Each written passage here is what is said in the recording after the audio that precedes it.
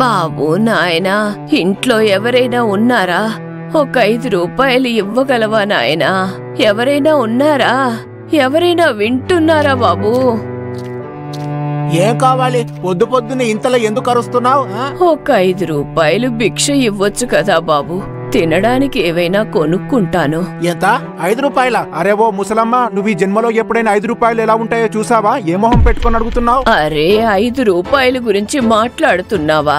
అసలు నేను ఎంత డబ్బుకి యజమానురాలనో నీకేం తెలుసు? అరే నా దగ్గర ఎంత డబ్బు ఉందంటే నీ రాబోయే 7 తరాల వాళ్ళు కూర్చొని తినేంత. మొదలెట్టేశావా నీ పిచ్చి వాగుడు? అరే అంత డబ్బు నీ దగ్గర ఉండుంటే ఇలా ఎందుకు అడుక్కొని తింటావు నువ్వు? పోయి ఇక్కడ నుండి వెళ్ళి నీ దగ్గరున్న డబ్బుతోనే తిండి తిను. వెళ్ళిక్కడ నుంచి. అదే కదా నాకు సాధ్యం కానిది. ఆ డబ్బుతో నిండిన పెట్టెని నేనసలు ఎక్కడ పెట్టానో నాకు జ్ఞాపకమే రావడం లేదు. ఓ ముసలమ్మ, ముందు వెళ్ళిక్కడ నుంచి. పొద్దు పొద్దున సమయం వృధా చేయకు. సహాయం చెయ్యొచ్చు కదా బాబు. డబ్బు ఇవ్వాలని లేకపోతే కనీసం తినడానికి ఏవైనా పెట్టు. ఇదిగో నాయనా, ఎప్పుడైతే నా డబ్బులు దొరుకుతాయో నీకు నేను దానికి 10 వెనక్కి ఇచ్చేస్తాను. నీకేం ఇచ్చేది లేదు, వెళ్ళిపో. ఇప్పటికిప్పుడే వెళ్ళిపో ఇక్కడ నుంచి. మళ్ళీ నువ్వు నాకు ఇటువైపు కనబడకూడదు. వెళ్ళిపో. ఏంటో పొద్దు పొద్దున్న పిచ్చి వాగుడు వాగుతోంది.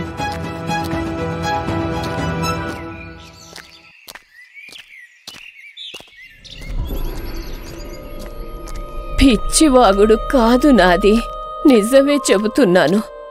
ఉంది, నా దగ్గర ఉంది, చాలా బంగారం ఉంది. కాని నేను ఎక్కడ పెట్టేశానో ఏంటో. ఇక్కడే ఉంది. ఇదే కదా ఆ అడవి? ఇంకా దాని తర్వాత ఒక నది. లేదు లేదు, అరే అది ఎక్కడ ఉందో నాకెందుకు గుర్తు రావడం లేదు. వెళ్తాను, ఆ అడవి లోపలికి వెళ్ళి చూస్తాను. నేను దాన్ని వెతకాల్సిందే. ఆ రోజు సాయంకాలం పక్క గ్రామంలో ఉన్న జగ్గు అనే వ్యక్తి కర్రలు కొట్టుకుని తిరిగి వెళ్తుండగా అనుకోకుండా ఆ ముసలావిడ ఒక చెట్టు కింద నిద్రపోవడం గమనిస్తాడు. అరే, ఈ ముసలావిడ మా ఊర్లోనే ఉంటుంది కదా, కానీ ఈవిడెందుకిలా ఇక్కడ పడుకుంది? ఏమై ఉంటుంది? చూస్తాను. అరే, ఇక్కడ నిద్రపోయిందా ఏంటి? పిలిచి చూస్తాను. అవ్వా, ఓ అవ్వా, ఏమైంది? ఇక్కడెందుకు నిద్రపోతున్నావు? లేవండి, లేచింటికి వెళ్ళండి, సాయంకాలం అయిపోయింది. అరే లేవండి. అరే ఏమైంది? చనిపోయిందా ఏంటి? లేదు లేదు లేదు, ఊపిరైతే ఉంది. బహుశా స్పృహ కోల్పోయి ఉంటుంది. నీళ్లు చల్లి చూస్తాను. నా దగ్గరున్న కుండలో నదిలోని నీరు నింపు తీసుకొని వస్తాను. అలా జగ్గు సమీపంలో ఉన్న నది దగ్గరకు వెళ్లి తన కుండలో నీరు నింపుకొని తెచ్చి ఆ ముసలావిడ ముఖం మీద చల్లుతూ ఉంటాడు. కాసేపటికి ముసలావిడ స్పృహలోకి వచ్చేస్తుంది. నీళ్లు, కొంచెం నీళ్లు కావాలి. ఇదిగో తీసుకోండి, మంచి నీళ్లు.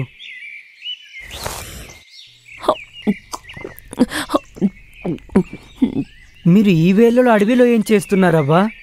మీరు స్పృహ కోల్పోయి పడిపోయారు. ఒకవేళ నేను చూసుండకపోతే. నువ్వు నన్ను కాపాడావు బాబు. అదేంటంటే నిన్నటి నుంచి నేను ఏమీ తినలేదు. అందుకే కాస్త. ఏంటి, మీరు నిన్నటి నుండి ఏం తినలేదా? ఆగండి, నా దగ్గర రొట్టె బెల్లం ఉన్నాయి, అవి ఇస్తాను. తీసుకోండి, తినండి.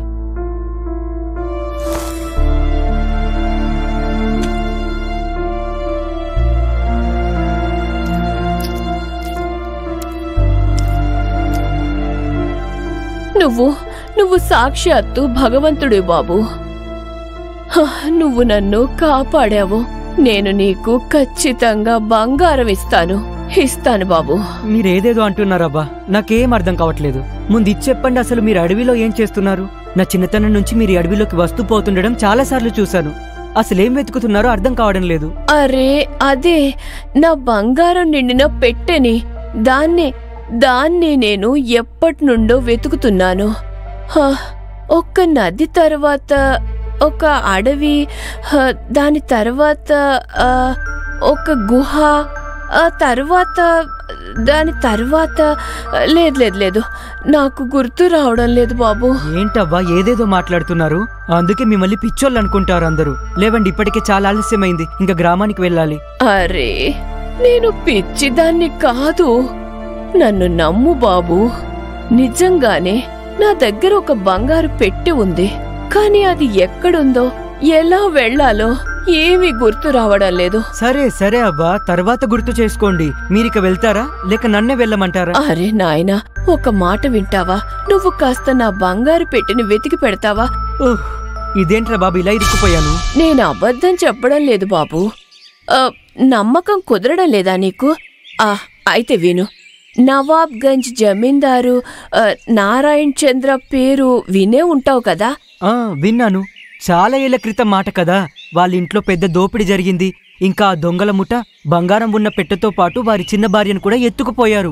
నేను నా చిన్నతనంలో ఈ కథని విన్నాను. కథ కాదయ్యా, అది నిజంగా జరిగిన సంఘటన. విను. ఆ దొంగలు రాజుగారి చిన్న భార్యను ఎత్తుకుపోలేదు. ఆ చిన్న రాణియే స్వయంగా ఆ బంగారు పెట్టెను తీసుకొని పారిపోయింది. అవునా? కానీ మీకివన్నీ ఎలా తెలుసు? ఎందుకంటే నేనే ఆ రాజుగారి చిన్న భార్యని. నా పేరు రత్నావతి. మళ్ళీ పిచ్చి మాటలు మొదలు పెట్టారా? ఒకవేళ మీరే గనక జమీందార్ గారి భార్య అయ్యుంటే ఇలా భిక్షం ఎత్తుకునే పరిస్థితి ఎందుకు వస్తుంది? అదైతే చాలా పెద్ద కథ నాయనా. సరే చెప్తాను, వింటావా? చెప్తాను, విను విను. అప్పుడు రత్నావతి చక్కగా కూర్చొని తన కథ చెప్పడం ప్రారంభిస్తుంది. సరిగ్గా 30 ఏళ్ల క్రితం నవాబ్గంజ్ జమీందారుడిగా నా భర్త నారాయణచంద్ర ఉండేవారు. ఆయనకి 2 భార్యలు కూడా ఉండేవారు. పెద్ద భార్య పేరు కమలావతి. ఇక నీకు నా పేరైతే ముందే చెప్పేశాను కదా. పెద్ద భార్య చాలా శాంతంగా ఉండేది. కాకపోతే తన అంత అందగత్తె కాకపోయేసరికి జమీందార్ గారు నా అందానికి ఆకర్షితులై ఉండేవారు. కాని నేనేమో ఆ బంగారం ఇంకా డబ్బు మీద మాత్రమే మక్కువ చూపించేదాన్ని. ఒకరోజు,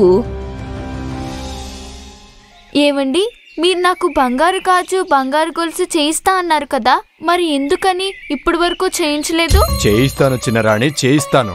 కొన్ని రోజుల క్రితమేగా నీ కోసం చెవి దుద్దులు చేయించాను. ఎక్కడ చెవి దుద్దులు? ఎక్కడ ఆ బంగారు హారం? నేనింత అందంగా ఉన్నప్పుడు హారం వేసుకుని తీరాలి కదా. అదైతే నిజమే, కాని కాస్త నువ్వు వేచి ఉండు. నేను చెప్పానంటే తప్పకుండా చేయిస్తాను. ఆ విధంగా రోజులు గడుస్తూ ఉండేవి. అనుకోకుండా ఒకరోజు రాత్రి జమీందార్ గారు భోజనం చేస్తుండగా కాపలాదారుడు ఒక సమాచారం తీసుకొనొచ్చాడు.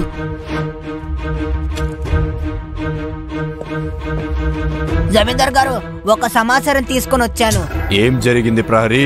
నీకు తెలియదా నేను భోజనం చేసే సమయంలో మాట్లాడడానికి కూడా ఇష్టపడనని? తెలుసు జమీందార్ గారు, ఈ విషయం మీకు తెలపకుండా ఉండలేకపోతున్నా. ఏం జరిగింది? ఏంటి సమాచారం?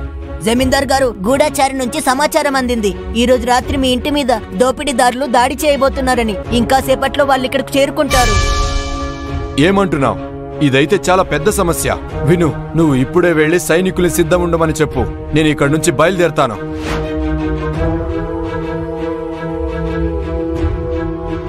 కమలా, రత్న, వినండి.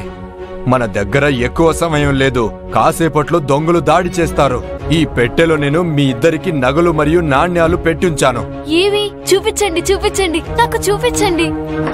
ఇదిగో చూడు. అమ్మో, ఎన్ని నాణాలు, ఎంత బంగారమో. కానీ మాకెందుకు ఇవన్నీ చెబుతున్నారు? ఎందుకంటే మీ ఇద్దరు ఇప్పుడు వంటగదిలోకి వెళ్లి అక్కడ చేయబడిన ఒక గుప్త స్వరంగం గుండా వెళుతూ మీ ఇద్దరు సురక్షితంగా స్వరంగం చివరి భాగం వరకు చేరుకోగలరు. మరి మీరు మాతో పాటు రావడం లేదా? లేదు, నేను దొంగల ముఠాని ఆపాలి. లేదు లేదు, నేను మిమ్మల్ని వదిలి ఎక్కడికి వెళ్ళను. ఒకవేళ మీకు ఏదైనా జరిగితే? మీరిక్కడే ఉండాలనుకుంటే ఉండండి. ఆ పెట్టిని మీరు నాకు ఇవ్వండి. నేను దీన్ని తీసుకుని వెళ్ళి దాక్కుంటాను. ఒకవేళ దొంగలు వచ్చేస్తే ఈ బంగారంతో పాటు మన ప్రాణాలు కూడా పోతాయి కదా. కమలా, నువ్వు కూడా వెళ్ళు. ఇక్కడ ఉండకు. నాకేమీ కాదు. కాసేపట్లో నేను వచ్చి మిమ్మల్ని వెనక్కి తీసుకొస్తాను. మా భర్త చెప్పిన విధంగా నేను ఆ కమలావతి ఆ కింద ఉన్న రహస్య సొరంగం గుండా వెళ్ళి దాని చివరి వరకు వెళ్ళి దాక్కుండిపోయాము. అలా దాక్కున్న తరువాత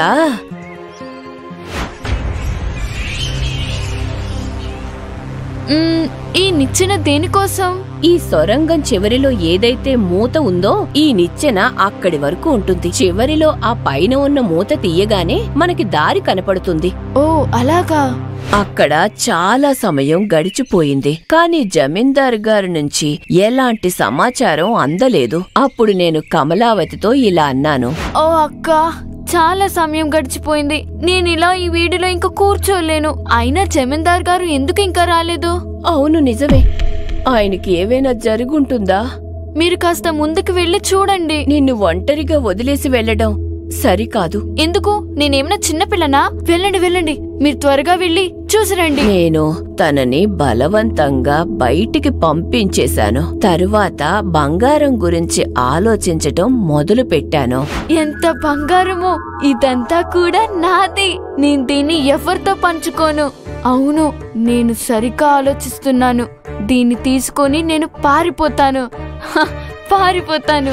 ఎలా అయితే ఆలోచించానో అలాగే చేశాను.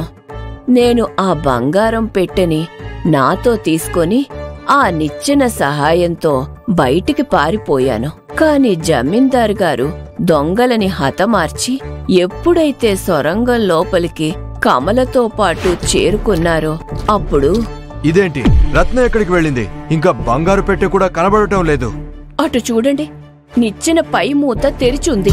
ఒకవేళ దొంగలు తనని అపహరించుంటారేమో. అవును, సరిగ్గా చెప్పావు. ఇంత కొద్ది సమయంలో వాళ్ళు ఎక్కువ దూరం వెళ్లి ఉండరు. నేను ఇప్పుడే సైనికుల్ని పంపిస్తాను.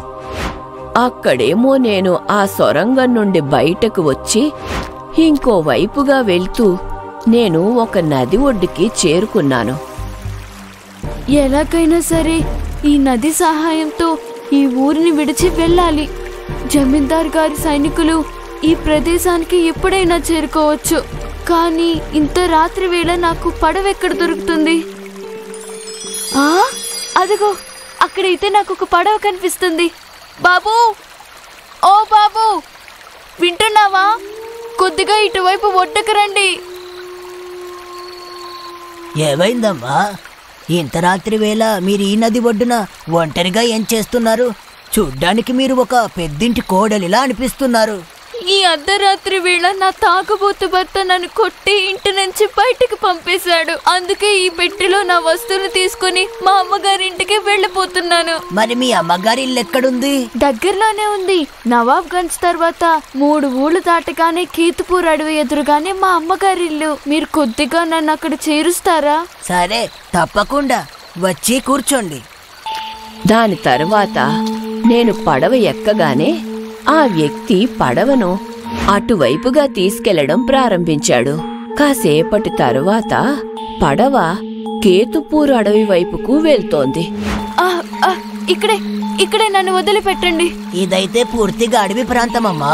ఇక్కడ ఇల్లున్నాయని నేనెప్పుడూ వినలేదు. లేదు, ఇక్కడి నుంచి కాస్త ముందుకు నడవగానే మా ఇంటికి చేరుకుంటాను. నేనిక్కడే దిగిపోతాను. సరే అమ్మా, జాగ్రత్తగా వెళ్ళండి. ఇదే అడవిలో నేను ఈ పెట్టెని ఇక్కడే దాచిపెట్టాలి. ఇంకాస్త లోపలికి వెళ్తాను. అటువైపు వెళ్ళి చూస్తాను. అదిగో, ఓ కొండ కనిపిస్తుంది. ఈ కొండ గుహలోనే నా సంపాదనంతా దాచిపెట్టేస్తాను. అలా నాలో నేనే ఆలోచించుకుంటూ ఆ గుహ లోపలికి వెళ్ళి నా నగల పెట్టెను దాచిపెట్టేశాను. అది చాలా జాగ్రత్తగా పెట్టాను. అమ్మయ్య, ఇప్పుడింక నేను ప్రశాంతంగా ఉండొచ్చు. నేను నా నగల పెట్టిని ఇక్కడ జాగ్రత్తగా పెట్టి దాచేశాను. ఇప్పుడు జమీందారు గారి దగ్గరికి వెళ్ళి దొంగలు నా దగ్గర ఉన్నవని దోచుకున్నారని చెప్తాను. తరువాత మెల్లమెల్లగా సరైన సమయం రాగానే వీటిని తీసుకుని వెళ్ళిపోతాను.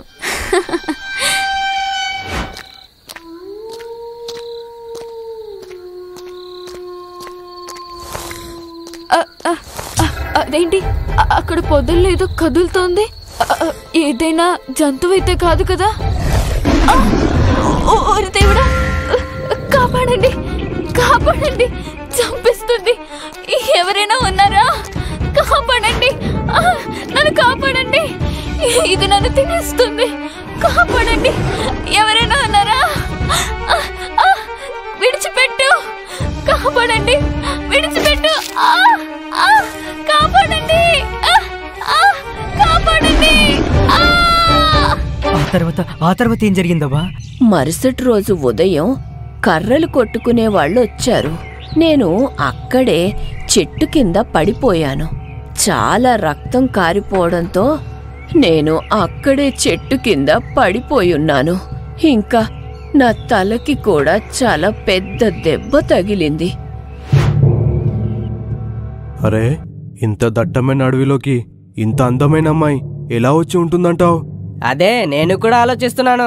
బట్టలు చూస్తుంటే ఏదో పెద్దింటి కోడల్లా అనిపిస్తుంది. అయ్యో, ఇదేంటి? ఈమె కాలు నుంచి రక్తం కారుతుంది.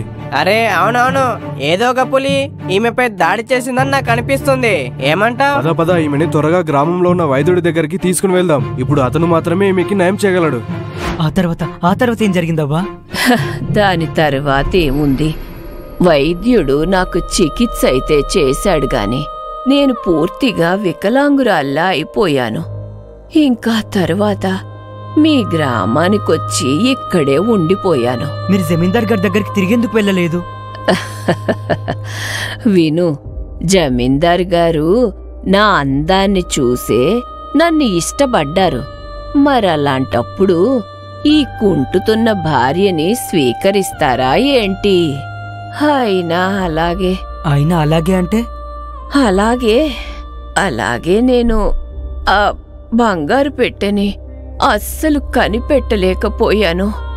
ఇంకా ఆ దారి ఎటువైపు ఉందో కూడా తెలియడం లేదు. అది నా ఉద్దేశం, చిన్న కొండ ఉంది కదా, అది నాకు అసలు దొరకనే లేదు. ఆ తర్వాత చిన్న కొండను? అవును, ఆ గుహలోనే బోళ్ళంత బంగారం ఉంది. చాలా బంగారం ఉంది. అలాంటి కొండని నేనైతే మన అడవి చివరిలో చూశానవ్వా. అదే దాన్నే వెతుకుతున్నాను. 30 సంవత్సరాల నుంచి దాన్నే వెతుకుతున్నాను. కాని ఆ దారి నాకైతే ఎప్పుడు దొరకనే లేదు. అది ఎక్కడుంది? ఆ దారి నాకు తెలుసవ్వా, కాని పులి భయంతో అక్కడికి ఎవ్వరు కూడా వెళ్ళరవ్వా. నేను ఈ కుంటి కాలితో ఆ కొండ ఎక్కలేను నాయనా. నా కోసం నువ్వు ఆ పెట్టెను తీసుకొస్తావా? నేను నీకు చాలా బంగారం ఇస్తాను. చూడండి అవ్వ, మీ వస్తువులు నాకేమొద్దు. మీ వస్తువులు మీరే తీసుకోండి. రేపు వెళ్ళి తెచ్చి పెడతాను. సరే బాబు, నువ్వు తెచ్చిపెట్టు, నాకు తెచ్చిపెట్టు. పదండి, ఇప్పుడు గ్రామానికి తిరిగి వెళ్దాం. మరుసటి రోజు ఉదయం జగ్గు అడవి చివరిలో ఏదైతే కొండ ఉందో దాన్ని ఎక్కి వెతకగా తనకి ఎందులో అయితే రత్నావతి తన నగల పెట్టెను దాచిపెట్టిందో ఆ గుహ కనిపిస్తుంది. అరే, అవ్వైతే నిజమే చెప్పింది. ఇక్కడైతే నిజంగానే ఒక గుప్తనిధి ఉంది. ఇంత మొత్తంలో బంగారాన్ని నేనెప్పుడు చూడలేదు. ఈ పెట్టె చూడగానే అవ్వ ఎంత ఆనందంతో పొంగిపోతుందో. జగ్గు ఆ బంగారు పెట్టెను తీసుకుని వెళ్లి ఆ అవ్వకి ఇచ్చేస్తాడు. కాని ఆ పెట్టెను చూడగానే అవ్వ చాలా విచిత్రంగా ప్రవర్తిస్తుంది. ఈ పెట్టె నాకు శాపలాంటిది. దాన్ని తీసుకెళ్ళు. నా కళ్ళ ముందు నుంచి తీసుకెళ్ళిపో. ఇదొక శాపం, తీసుకెళ్ళు. మీరేమంటున్నారవ్వా? అయినా మీరు దీన్ని వెతకడానికే కదా 30 ఏళ్లుగా అడవిలో తిరుగుతున్నారు. లేదు, నేను పాపం చేశాను. ఈ పెట్టె ఒక శాపం. ఈ శాపం వల్లే ఈ రోజు నా పరిస్థితి ఇలా ఉంది. తీసుకుని వెళ్ళిపో. నా కళ్ళ ముందు నుంచి దీన్ని తీసుకెళ్ళిపో. పారేదాన్ని ఎక్కడైనా. ఇదైతే మీరు తప్పు చెప్తున్నారవ్వా. కానీ నవాబ్గంజ్ వంశంలో ఎవరు కూడా బ్రతికలేరు. మరి నేను దీన్ని ఎవరికి ఇవ్వాలి చెప్పండి? పారేసేదాన్ని నదిలో పారేసే. లేదవ్వా, పారేసే బదులు నేను ఈ సంపదతో గ్రామంలో ఒక వైద్యశాల మరియు పాఠశాల నిర్మిస్తాను. అప్పుడు చూడండి, మీ శాపాలన్నీ తొలగిపోతాయి. వెళ్ళు. నీకు ఏది సరైన పని అనిపిస్తే అది చెయ్యి. వెళ్ళు. నీకు నచ్చింది చెయ్యి, కానీ నా కళ్ళ ముందు నుంచి దీన్ని తీసుకెళ్ళిపో. వెళ్ళిపో, ఎప్పటికిప్పుడే వెళ్ళిపో. సరే వెళ్తాను. నేను సర్పంచ్ గారితో మాట్లాడతాను. ఆ తరువాత జగ్గు గ్రామ సర్పంచ్తో జరిగిన విషయమంతా చెప్పి ఆ గ్రామానికి కావలసిన పాఠశాల ఇంకా వైద్యశాలను నిర్మిస్తాడు. అంతేకాకుండా జగ్గు